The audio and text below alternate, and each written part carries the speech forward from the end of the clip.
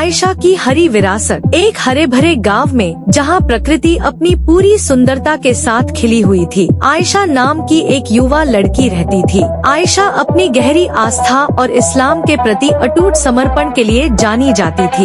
एक दिन जब वह पैगंबर मोहम्मद सल्लल्लाहु अलैहि वसल्लम की शिक्षाओं का अध्ययन कर रही थी, तो उसे एक ऐसी सुन्नत के बारे में पता चला जिसे उसके गांव में लंबे समय से भुला दिया गया था। पेड़ लगाने की सुन्नत। पैगंबर मोहम्मद सल्लल्लाहु अलैहि वसल्लम ने फरमाया, अगर कोई मुसलमान कोई पेड़ लगाता है या बीज बोता है और फिर कोई पक्षी, इंसान या जानवर उससे खाता है, तो यह उसके लिए सदका दान माना जाएगा। इस हदीस को पढ़कर आयशा के दिल में इस सुंदर अमल को पुनर्जीवित करने की प्रेरणा जगी। उसने अपने घर के आंगन में एक छोटा सा पौधा लगाया और उसे प्यार और देखभाल से पालने लगी। समय बीतने के साथ वह छोटा पौधा एक घना पेड़ बन गया, जो लोगों और जानवरों को छाया और शरण देने लगा। आयशा की मेहनत और समर्पण को देखकर गांव के लोग जिज्ञासु हो गए। उन्होंने उससे पूछा कि वह पेड़ लगाने में इतनी रुचि क्यों ले रही है। आयशा ने उन्हें उस सुन्नत के बारे में बताया जिसे वह फिर से जीवंत कर रही थी।